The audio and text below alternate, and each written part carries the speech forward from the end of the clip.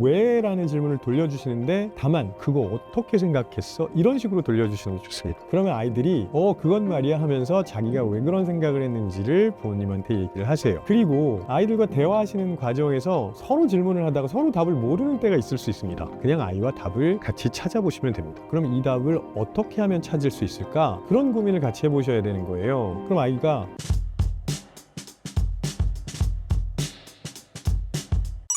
아이의 사고력을 위해 부모가 하면 좋은 행동은 무엇인가요?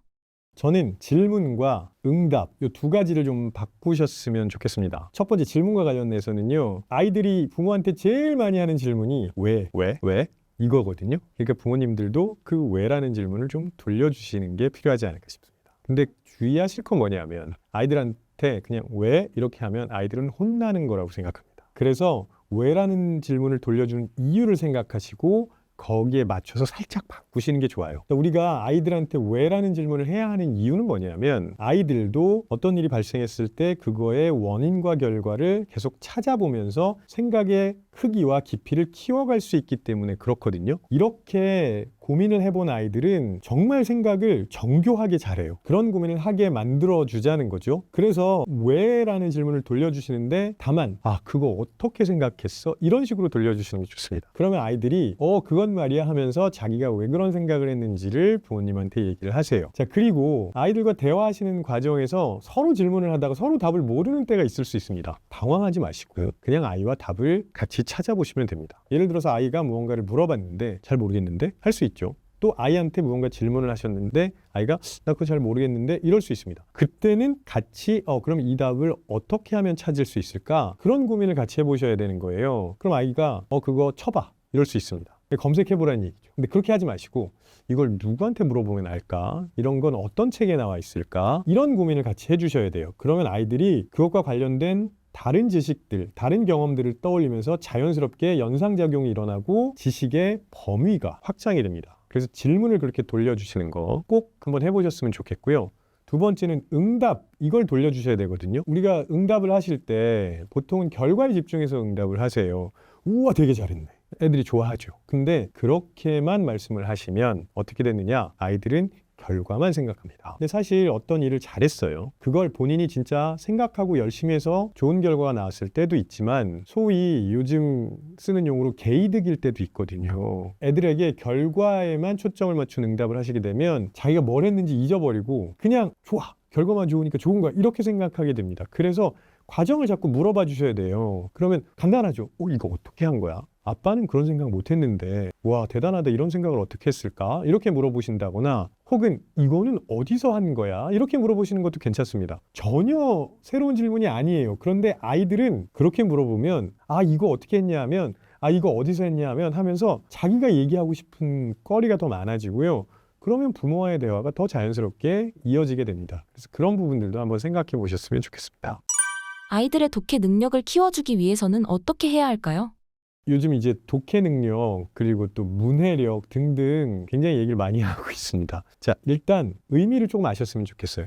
독해력은 책을 읽고 이해할 수 있는 능력이고요. 문해력은 단순히 글을 이해하는 능력을 넘어서서 그 글이 의미하는 바를 충분히 받아들이고 그걸 남들과 소통할 수 있는 능력까지 포함합니다. 근데 요즘 문해력과 독해력을 이야기할 때 많은 분들이 단어 뜻 모르는 거에만 집착하고 계시거든요. 그래서 뭐 특정 단어를 모르면 문해력이 떨어지는 거 아니냐 이렇게 말씀을 많이 하시는데 아니요, 그건 잘 안 써서 모르는 겁니다.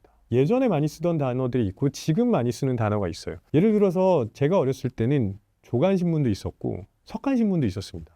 요즘 아이들한테 석간이라고 하면 그게 무슨 말이야 할 거예요. 왜?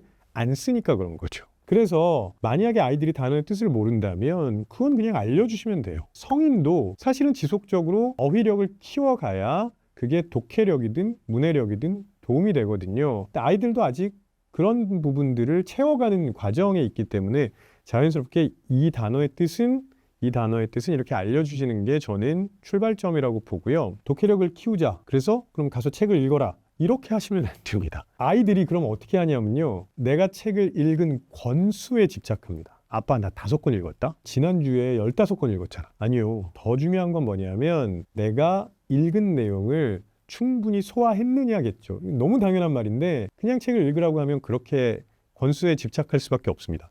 그러면 같이 읽는 게 제일 좋지만 그러시기가 좀 어려울 수 있어요. 그래서 아이들이 읽은 책의 내용을 가지고 같이 조금 이야기를 해주시는, 뭐 길 필요도 없습니다. 5분, 10분만 하셔도 돼요. 그 무슨 내용이었어? 그럼 아이들이 얘기를 하겠죠. 근데 그러면 너라면 그때 어떻게 했을 것 같아? 또 혹은 뭐 동생이나 언니, 오빠나 등등 형제 자매가 있다면 그러면 동생한테 이거 설명하려면 어떻게 할 거야? 한번 아빠한테 들려줄래? 이런 식으로 해보는 거죠. 그러면 이 아이가 책을 읽은 내용을 가지고 머릿속에서 계속 돌리게 됩니다. 다양한 방식으로 생각해 본다는 거예요. 이게 제가 보기에는 독해력을 키우는데 되게 중요합니다. 그러면 그걸 바탕으로 다른 상상을 해봤기 때문에 비슷한 내용의 책들은 훨씬 더 잘 이해하게 되겠죠. 그런 작업이 반복되면 독해력은 자연스럽게 늘어날 겁니다. 아이가 책 대신 유튜브만 보려고 할 때 어떻게 해야 할까요?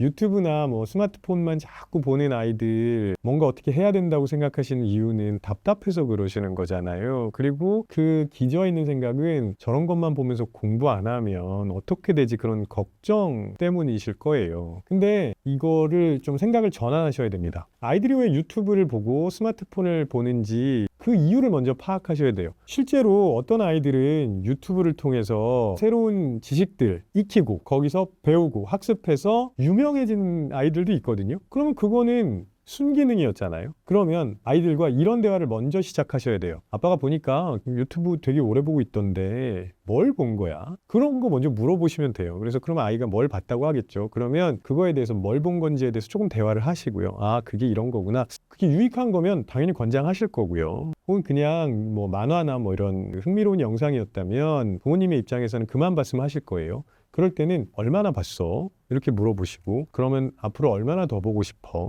이렇게 물어보시는 겁니다. 그 어떤 아이도 24시간 내내 유튜브의 영상만 보겠다고 하는 아이들은 없어요. 아이들한테 너 계속 이것만 보고 뭐 하는 거야? 하면 아이들이 반발이 생겨서 더 보고 싶어 하는 거죠. 근데 오히려 엄마 아빠가 얼마나 보고 싶은지를 물어보면 자기도 생각하게 됩니다. 아빠 나는 한 1시간 정도 보고 싶은데 뭐 이렇게 얘기를 할 수 있죠. 그러면 아빠는 안 돼! 이렇게 하시지 말고 아빠의 생각을 말씀하시면 됩니다. 근데 그냥 단순히 아빠는 30분이었으면 좋겠어 이렇게 말씀하시는 게 아니라 왜 1시간이라고 말했는지를 물어봐야 되는 거죠. 그러면 그 아이는 나는 이런 일도 있고 이런 일도 해야 되고 자기가 할 일을 얘기하고 그다음에 남는 시간 얘기하고 그러면서 1시간 정도 보고 싶어라고 했을 거거든요. 그럼 그걸 들어보시고 아빠가 잘 들어보니까 이런 것 좀 빠져 있는데 그럼 이런 걸 더 해야 되지 않을까? 그러면 시간이 자연스럽게 줄어들죠. 근데 줄어드는 것 때문에 불만이 있을 수 있어요. 그러면 이런 일은 주중에는 해야 되지만 주말에는 안 해도 되잖아. 그럼 주중에는 요만큼 하고 주말에는 좀 늘려도 괜찮겠네. 이렇게 아이들이 자기가 어느 정도 보고 싶은지 그거를 얘기하게 하고 아이들이 결정하게 하시면 큰 걱정 안 하셔도 됩니다. 심지어는 이렇게 물어보시는 분들도 있어요. 너 계속 이거 보면 어떻게 될까? 그러니까 아이들도 생각해요. 내가 24시간 동안 계속 유튜브를 보면 그러면 그 어떤 아이도 너무 재밌겠는데 하진 않아요. 아이들이 생각해보고 아이들이 스스로 결정하게 하는 연습을 이런 것들로 시켜주실 수도 있다는 거죠. 또 다른 측면으로는요. 그런 과정을 통해서 아이들이 건강한 습관을 만들어가게 도와주실 수 있습니다. 요즘은 유튜브지만 제가 어렸을 때는 TV였어요. 많은 부모님들이 야 아예 TV로 들어가라 이러셨었거든요. 그러니까 지금 매체만 바뀐 거지 여전히 어린아이들은 그런 걸 보는 걸 좋아한다는 겁니다. 근데 거기에 안 좋은 내용들만 있는 게 아니고요. 유익한 내용들도 사실은 있어요. 그러면 뭘 보는지를 좀 살펴보시고 그런 거 가지고 이야기를 해보시면 좋아요. 특히 아이들이 공룡 나오는 거 되게 좋아하거든요. 그러면 이거 공룡 나오는 거구나 하면서 관심을 보여주시고 그러면 영상으로만 보지 말고 우리 진짜 공룡 보러 한번 가볼까? 이렇게 유도하시면 너무 좋아하거든요. 그러면 실제 뭐 자연사박물관 여기저기 많이 있으니까 그런 데 가셔가지고 그때 본 게 이거구나 하고 같이 이야기를 하실 수 있는 거죠. 경험으로 이어지게 유도하시는 것도 괜찮은 방법이라고 생각합니다. 아이가 스스로 공부하게 하려면 부모는 어떻게 해야 할까요?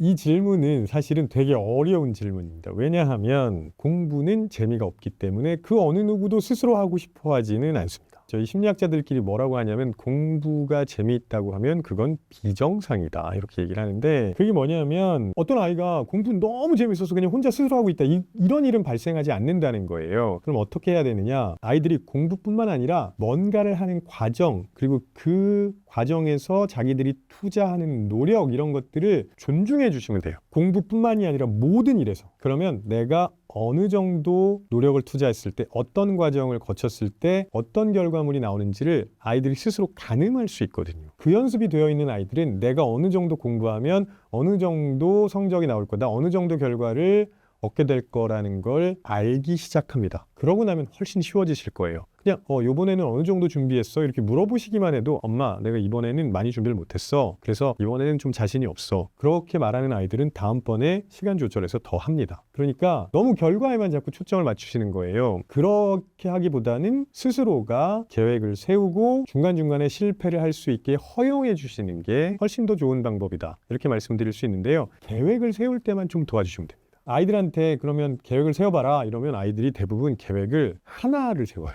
나 열심히 공부할 거야. 이건 계획이 아니에요. 이거는 포부죠. 그래서 계획은 아빠랑 한번 같이 세워보자 하고 전체 시간에서 시간을 잘게 나누어서 요 시간을 뭐하고 요 시간을 뭐하고 이렇게 작게 계획을 세울 수 있게 도와주시는 게 굉장히 중요합니다. 그래야 그냥 열심히 공부한다 이거는 실패할 가능성이 높기 때문에 실패하고 나면 다시 안 해요. 근데 작게 계획을 세우면 한두 개는 실패해도 다시 금방 보충할 수 있거든요. 그러면 아이들이 탄력성을 높이는 데도 도움이 됩니다. 그런 연습을 시켜주시는 게 저는 훨씬 더 중요하다고 생각합니다. 늙어서도 자주 보고 싶은 부모가 되는 방법은 무엇일까요? 요즘 이제 이런 걸 고민하시는 이유는 뭐냐면 이제 우리가 오래 살기 시작하면서 3대, 4대가 같이 사는 집들도 생긴다는 거죠. 실제로 같은 공간에서 살지 않아도 굉장히 그 연령대의 범위가 넓어지고 있는 건 사실이기 때문에 이런 고민을 할 수밖에 없는데요. 그냥 모범 답안을 말씀드리자면 사랑은 주고 부담은 주지 않는 부모가 계속 존중받을 수 있는 부모이지 않을까 싶은데 그럼 그게 구체적으로 뭐냐? 이건 조금 그 상황마다 다를 수밖에 없을 거라고 생각합니다. 모든 가족이 다 다른 상황이 있기 때문에 특별한 비법을 찾으시기보다는 그냥 서로를 존중했으면 좋겠다고 말씀드리고 싶습니다. 부모와 자식 간에 충돌이 생기는 상황들을 자세하게 살펴보면요. 서로가 서로의 노력을 존중하지 않기 때문에 그런 일이 되게 많거든요. 예를 들면 부모가 아이한테 이런 말씀을 하시는 경우가 있습니다. 야, 한 달 동안 했는데 결과가 이 정도밖에 안 돼? 절대 하시면 안 되는 거예요. 이건 단순히 결과만 나무라는 게 아니고요. 그 아이가 한 달 동안 했던 노력까지 깡그리 무시하시는 겁니다. 이러면 아이는 부모를 존중하기는커녕 부모랑 얘기하기 싫어하게 됩니다. 그래서 만약에 진짜 한 달 동안 열심히 노력을 했는데 결과가 좋지 않다면 아이가 노력을 안 한 게 문제가 아니라 방법을 잘못 선택했을 가능성이 있다는 거거든요. 그걸 보시고 아빠가 보기에는 진짜 한 달 동안 열심히 노력을 했어. 그래서 그거는 정말 잘했다고 생각해. 근데 또 이렇게 네가 노력을 많이 했는데 네가 원하는 결과가 안 나오면 아쉽잖아. 이렇게 대화를 이어가시는 거죠. 그러면 왜 이렇게 결과가 잘 안 나왔을까? 라고 질문을 던지시고 그럼 아이들이 너무 자연스럽게 얘기할 겁니다. 아빠 내가 쓴 방법이 좀 잘못됐을 수 있을 것 같아. 그러면 그래. 아빠도 그렇게 생각하는데 그럼 같이 한번 방법을 찾아볼까? 이렇게 가면 이제 아이가 자기에게 맞는 방법을 찾기 위해서 탐색을 하게 되고요. 그걸 부모와 같이 하게 되면 더할 나위 없이 좋은 거죠. 그렇게 되면 서로 존중하는 게 자연스럽게 이어지게 됩니다. 부모는 나의 노력을 존중하고 나의 선택을 존중해줬고 아이는 부모가 나를 존중해줬기 때문에 당연히 부모를 존중하게 되죠. 이런 게 어렸을 때부터 이어지면 부모와 아이가 다 성인이 되고 노인이 되어도 크게 문제 없이 서로를 존중하는 모습으로 이어질 수 있을 거라고 생각합니다.